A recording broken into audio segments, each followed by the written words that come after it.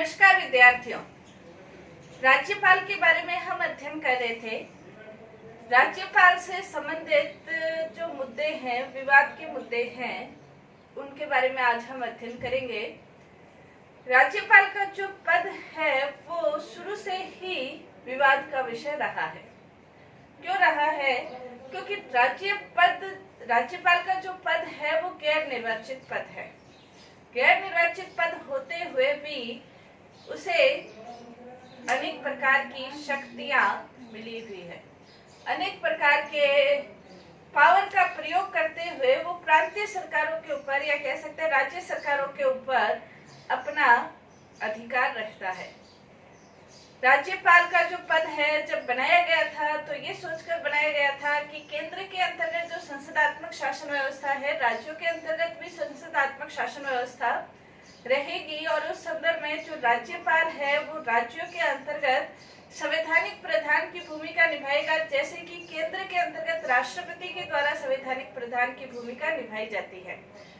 लेकिन यदि हम देखें तो दुनिया के अंतर्गत एकमात्र भारत ही ऐसा लोकतांत्रिक देश है जहां पर राज्यपाल जो कि गैर निर्वाचित है उसको इतनी असीमित शक्तियों का प्रयोग करता है। जैसे वो किसी भी विधानसभा का सत्र बुला सकता है, सत्र नहीं भी बुला सकता है, विधानसभा को बर्खास्त कर सकता है, विघटन कर सकता है। एक निर्वाचित सरकार को, जनता के द्वारा लोकतांत्रिक रूप से चुनी हुई सरकार को भी वो गिरा सकता है। इतनी असीमित शक्तियों का जो प्रयोग करता है। यदि हम इसका इतिहास देखें तो 1935 का जो भारत शासन अधिनियम हुआ था, 1935 के भारत शासन अधिनियम के द्वारा ब्रिटिश सरकार के द्वारा राज्यपाल पद गढ़ा गया था। ब्रिटिश सरकार केंद्रीय सरकार को शक्तिशाली रखना चाहती थी। केंद्रीय सरकार को क्या, वो पूरे भारत में अपना वर्चस्व स्थापित करना चाहती थी और प्रांतीय सरकारों के ऊपर गवर्नर यानी कि राज्यपाल के माध्यम से वो अपना अधिकार रखना चाहती थी और इसीलिए राज्यपाल को ये अधिकार दिए गए थे। हालांकि 1935 के भारत शासन अधिनियम का कांग्रेस और दूसरे जो भी राजनीतिक दल के नेता थे उन सब ने विरोध किया था, लेकिन भारत स्वतंत्र होने के बाद भी राज्यपाल पद को बनाए रखा गया और उसे वो वैसी ही शक्तियां प्रदान की गई जैसी कि ब्रिटिश शासन अधिनियम के अंतर्गत थी। राज्यपाल का जो पद है वो इतना ज्यादा विवादास्पद पद रहा है कि जो राज्यपाल की दोहरी भूमिका है, एक है संवैधानिक प्रधान की भूमिका और दूसरी है केंद्र के अभिकर्ता की भूमिका। संविधान निर्माताओं के द्वारा ये सोचा गया कि राज्यपाल जो है वो संवैधानिक प्रधान की भूमिका प्रधान रूप से निभाएगा और केंद्र के अभिकर्ता की भूमिका गौण रूप से निभाएगा। लेकिन हुआ इसका बिल्कुल उल्टा। राज्यपाल केंद्र के अभिकर्ता की भूमिका में ही ज्यादा पाए गए। और यदि हम देखें तो राज्यपाल के अंतर्गत जो विवाद के मुद्दे हैं वो अनेक प्रकार के विवाद उभर कर सामने आए हैं। जैसे पहला हम इसका कह सकते हैं पद का दुरुपयोग करना। पद के दुरुपयोग की जो व्यवस्था है वो पद का दुरुपयोग यदि हम देखें तो जब प्रथम आम चुनाव हुए थे उसके बाद से ही यानी कि 1952 से ही राज्यपाल का जो पद है, केरल के अंतर्गत यदि देखें तो केरल में वहाँ की जो सरकार थी यानी कि मद्रास, केरल के अंतर्गत सर्वप्रथम यदि देखें तो इसमें दुरुपयोग किया गया था। 1952 के अंतर्गत मद्रास के अंतर्गत थी जो ज्यादा बहुमत वाली पार्टी थी, उसको नहीं बुलाकर कांग्रेस के राजगोपालाचार्य को बुलाया गया था सरकार बनाने के लिए। इसी प्रकार जब 1954 के अंतर्गत पंजाब के मुख्यमंत्री, हालांकि कांग्रेस के थे, पंजाब के मुख्यमंत्री और प्रधानमंत्री के बीच जब अनबन हुई तो वहां के राज्यपाल ने पंजाब की जो राज्य सरकारें थी उसको बर्खास्त कर दिया था। इसी प्रकार 1959 में केरल के अंतर्गत नंबूद्रिपाद की जो सरकार थी उसको बर्खास्त कर दिया गया था।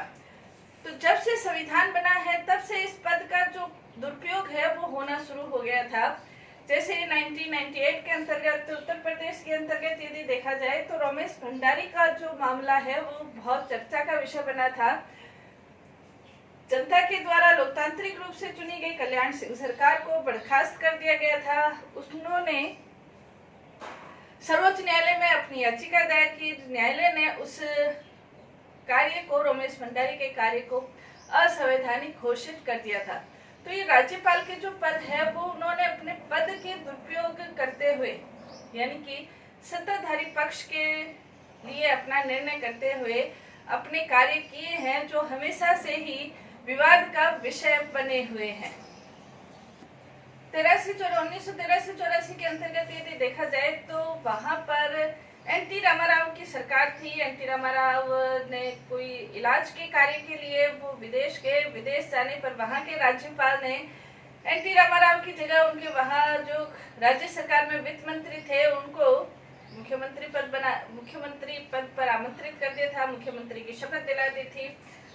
अब राज्यपाल उस समय जो थे, उन्होंने जो स्थापित सरकार थी उसके विरुद्ध उन्होंने याचिका दायर की। सर्वोच्च न्यायालय ने इसको असंवैधानिक घोषित कर दिया था। इसी प्रकार 2005 के अंतर्गत यदि हम देखें तो बिहार के अंतर्गत तो जो बूटा सिंह थे उन्होंने राज्यपाल थे, वहां पर निर्वाचित जो सरकार थी उसको बर्खास्त कर दिया था। फिर वापस से जब उनके सर्वोच्च न्यायालय में याचिका दायर की गई तो याचिका के अनुसार उसे असंवैधानिक घोषित करके वापस से उस सरकार को बर्खास्त किया गया था। तो ये कुछ ऐसे मामले हैं, जैसे झारखंड के अंतर्गत भी ऐसा ही हुआ था। 2005 के अंतर्गत झारखंड के अंतर्गत जो वहां पर सरकार थी, शिबू सोरेन की सरकार थी, उसे हटा दिया गया था और उसे मंत्री पद पर वहां स्थापित किया गया था और 9 दिन के मुख्यमंत्री रहे और वापस से उसको हटाया गया था। अभी वर्तमान समय यदि हम देखें तो महाराष्ट्र के अंतर्गत जो घटना चक्र चला, उसके अंतर्गत स्पष्ट रूप से देखा जा सकता है कि वहां के जो राज्यपाल थे कोश्यारी जी, उन्होंने देवेंद्र फडणवीस को मुख्यमंत्री पद के लिए रातों रात बुलाया था और अजित पवार उप मुख्यमंत्री पद के लिए शपथ दिला दी गई थी। सारी जो स्थितियां थी, चुनाव से पूर्व जो सारी स्थितियां थी, वो सारी स्थितियां यानी कि आपस में वैर विरोध, ऐसे दल आपस में मिले, यानी कि शिवसेना और कांग्रेस आपस में मिलकर नई पार्टी गठित कर रहे थे। इधर अजित पवार के विरुद्ध जो प्रचार हुआ था, चुनाव के अंतर्गत जो प्रचार हुआ था, उसको भूलकर बीजेपी और एनसीपी साथ में आने की कोशिश कर रहे थे। और जब ये देखा गया कि बहुमत साबित करने के लिए उचित जो विधायक है वो नहीं मिल रहे हैं, तो वापस से उद्धव ठाकरे को मुख्यमंत्री पद के लिए बुलाया गया। ये इस तरह के आचरण है जिसके अंतर्गत ये लगता है कि वास्तव में क्या जो राज्यपाल है वो केंद्रीय सरकार के एजेंट के रूप में ही कार्य कर रहा है। जब केंद्रीय सरकार के द्वारा उसको निर्देश होता है, राज्य सरकार जो लोकतांत्रिक रूप से चुनी हुई सरकार है उसको बर्खास्त कर दिया जाता है और ये जो कार्य है ये संवैधानिक कार्य नहीं माने जा सकते हैं। तो इस कारण से राज्यपाल पद का जो दुरुपयोग होता है उसके ऊपर अनेक प्रकार के आरोप भी लगते हैं।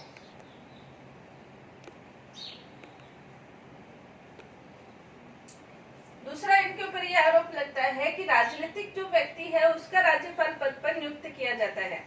राज्यपाल के लिए ये कहा गया था कि राज्यपाल गैर राजनीतिक व्यक्ति होना चाहिए और गैर राजनीतिक व्यक्ति को राज्यपाल बनाया जाए तो वो राजनीति के दलदल से दूर रहते हुए अपना कार्य कर सके। लेकिन हुआ उल्टा, जो भी दल, चाहे वो कांग्रेस हो, चाहे बीजेपी हो, चाहे अन्य कोई भी दल हो, जब भी केंद्र में सत्तारूढ़ होते हैं तो राजनीतिक व्यक्तित्व के व्यक्ति को ही राज्यपाल बनाते हैं और राजनीतिक व्यक्तित्व के व्यक्ति को यदि राज्यपाल बनाया जाए तो वो अपनी राजनीति से अलग रहते हुए या निष्पक्ष रहते हुए, वस्तुनिष्ठ रहते हुए अपना कार्य कर सके। इस बात की बहुत कम संभावना है। जो भी राजनीतिक व्यक्ति बने जाते हैं, या तो प्रसिद्ध नौकरशाह को बनाया जाता है या जो चुनाव में हारे हुए दिग्गज राजनीतिज्ञ है उनको राज्यपाल पद प्रदान कर दिया जाता है या ऐसे किसी व्यक्ति को राज्यपाल बना दिया जाता है ताकि जो संतुलन है वो उस पार्टी की तरफ रहे। तो इस प्रकार से जब राजनीतिक व्यक्ति राज्यपाल पद पर रहते हैं तो उसका और राज्य सरकारों के बीच जो अनबन की भावना है वो रहती ही है, इसलिए इसके संदर्भ में भी विवाद उभर कर सामने आता है। इसके अलावा जो आदर्श आचार संहिता है उसका पालन राज्यपाल के द्वारा नहीं किया जाता है। आदर्श आचार संहिता का मतलब ये है कि एक राज्य में राज्यपाल दूसरी नीति अपनाता है और दूसरे राज्य के अंतर्गत दूसरी नीति अपनाता है। जैसे यदि वर्तमान समय हम विधानसभा के चुनाव देखें, 17-18 के बीच यदि चुनाव देखें तो चुनाव के अंतर्गत जैसे गोवा है, मेघालय है, मणिपुर है, तो इन राज्यों के अंतर्गत जो विधानसभा चुनाव हुए तो उसमें गोवा के अंतर्गत कांग्रेस को 40 विधानसभा सीटों में से 18 सीटें कांग्रेस को प्राप्त हुई। लेकिन राज्यपाल ने सबसे बड़ी पार्टी को बुलाने के बजाय जो गठबंधन है उसको सरकार बनाने के लिए आमंत्रित किया। इसी प्रकार मणिपुर के अंतर्गत 60 जो विधानसभा सीटें थी उसमें से 28 कांग्रेस के पक्ष में हुई, लेकिन राज्यपाल ने सबसे बड़ी पार्टी को मुख्यमंत्री पद के लिए नहीं बुलाया, सबसे बड़े गठबंधन को बुलाया। लेकिन कर्नाटक में जो स्थिति है वो बिल्कुल उलट हो गई थी। कर्नाटक के अंतर्गत जो वहां के राज्यपाल थे वजुभाई वाला, उन्होंने जो बीजेपी सबसे बड़ी पार्टी थी येदियुरप्पा को मुख्यमंत्री पद के लिए आमंत्रित किया। तो जो स्थिति गोवा, मणिपुर, बिहार के अंतर्गत थी वही स्थिति कर्नाटक में भी थी, लेकिन दोनों जगह जो स्थितियां हैं जो राज्यपाल के द्वारा बनाई गई थी वो बिल्कुल अलग स्थितियां हैं। इसीलिए कांग्रेस प्रवक्ता जो प्रियंका चतुर्वेदी है उन्होंने कहा था कि राज्यपाल के द्वारा वही नियम, कानून, कायदे बनाए जाने चाहिए जो कि एक अन्य राज्य में बनाए जाते हैं। इस प्रकार की स्थितियां हैं। जैसे एक और राज्यपाल है, आनंदीबेन राज्यपाल है, तो उन्होंने मध्य प्रदेश की राज्यपाल है, तो उन्होंने स्पष्ट रूप से लोगों को ये कहते हुए उनका वीडियो वायरल हुआ था कि आप गोवा के अंतर्गत इस तरह के कार्य करो ताकि 2022 के अंतर्गत बीजेपी का सपना पूरा हो सके। मध्य प्रदेश की राज्यपाल के द्वारा इस प्रकार के वक्तव्य जारी करना किसी पार्टी विशेष के लिए, राज्यपाल पदधारी व्यक्ति के लिए ये आदर्श आचार संहिता के अंतर्गत नहीं आता है। तो राज्यपाल पदधारी व्यक्ति चाहे वो किसी भी पार्टी से संबंधित हो, 1952 से लेकर हम देख सकते हैं आज तक भी राज्यपाल के द्वारा जो संवैधानिक कार्य करने चाहिए थे वो कार्य नहीं करके वो राजनीतिक रूप से कार्य करते हैं, ये सही नहीं है। इसी प्रकार यदि देखा जाए तो सरकार बनाने के लिए जो राजनीतिक दल है उसके पक्ष में अपनी शक्ति का प्रयोग करते हैं। जैसे वर्तमान समय कर्नाटक के अंतर्गत हम देख ही चुके हैं कि कर्नाटक में येदियुरप्पा को मुख्यमंत्री बनाने के लिए आमंत्रित किया गया था और महाराष्ट्र के अंतर्गत रातों रात शपथ भी दिला दी थी मुख्यमंत्री पद के लिए।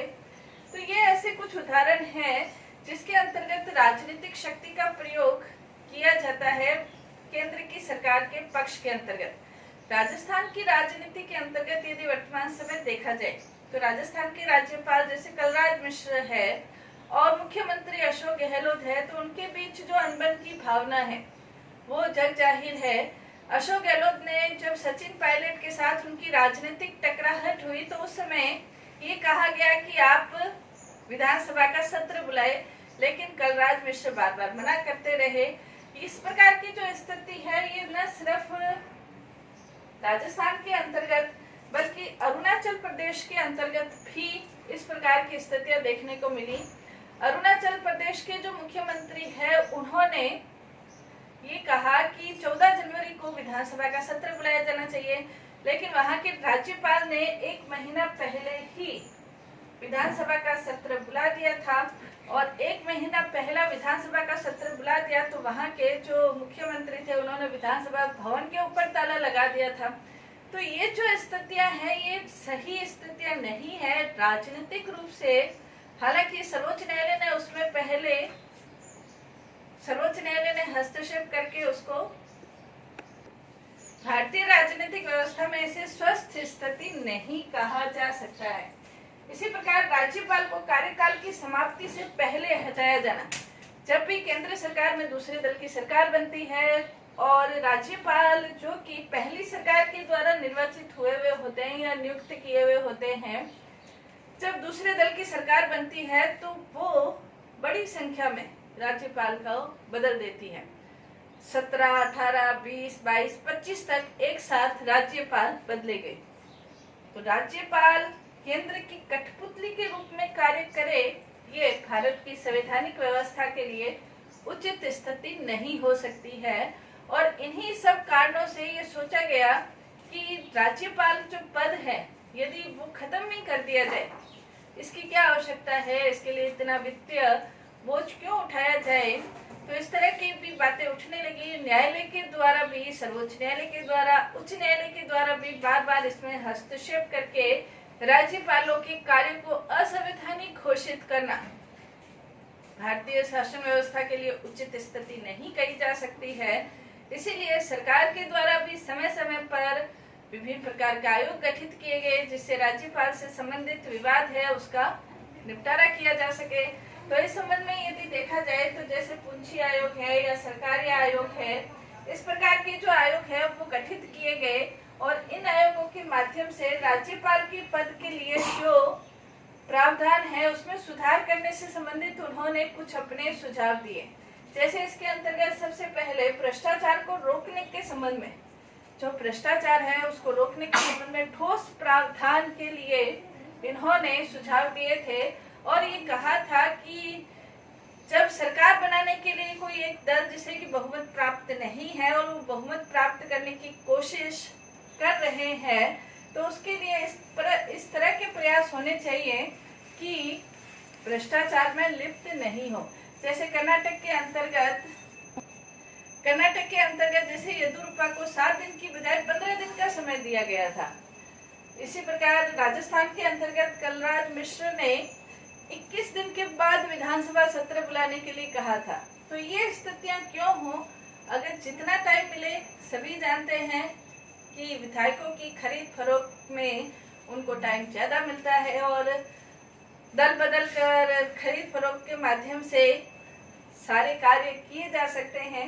तो सरकारी आयोग ने, पूंछी आयोग ने कहा भ्रष्टाचार को रोकने के लिए सक्षम कदम उठाए जाने चाहिए ताकि भारतीय राजनीति स्वच्छ राजनीति बन सके। दूसरा, इसके अंतर्गत 5 वर्ष का जो राज्यपाल का कार्यकाल है उसे संवैधानिक रूप से बनाए रखा जाना चाहिए। 5 वर्ष से पहले दूसरे दल की सरकार आए तो राज्यपाल को बदल दिया जाए, इस तरह की स्थिति नहीं हो। 5 साल तक वो बने रहे अपने पद में। जैसे निर्वाचन आयोग के हैं वो और भी अनेक अधिकारी जो 5 साल तक बने रहते हैं, उनको उनके पद से पहले हटाया नहीं जाना चाहिए। इस तरह के ठोस संवैधानिक प्रावधान बनाए जाने चाहिए। राज्यपाल पद पर जो व्यक्ति नियुक्त किया जाए उसके लिए आवश्यक है कि वो अपराधी प्रवृत्ति का नहीं हो, आपराधिक बैकग्राउंड से संबंधित नहीं हो, उसके ऊपर किसी भी प्रकार के मुकदमे नहीं हो।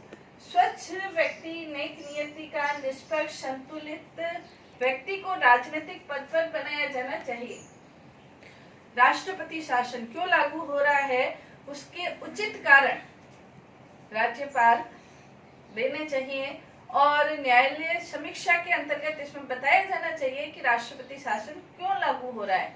इसके अलावा विधानसभा के अंतर्गत विश्वास मत का जो परीक्षण है, वो आयोग ने यह भी कहा कि विश्वास मत का परीक्षण विधानसभा के अंतर्गत ही होना चाहिए, क्योंकि विधानसभा ही निर्वाचित संस्था के रूप में कार्य करती है। शक्ति परीक्षण राज्यपाल भवन में हो रहा है, कार्यालय में हो रहा है या कहीं और शक्ति परीक्षण हो रहा है, ऐसा नहीं होना चाहिए, बल्कि विधानसभा में ही विश्वास मत का शक्ति परीक्षण होना चाहिए। तो ये सब चीजें अपना कर राज्यपाल संबंध में जो विवाद है उस स्थिति को दूर करने का प्रयास किया जा सकता है। धन्यवाद।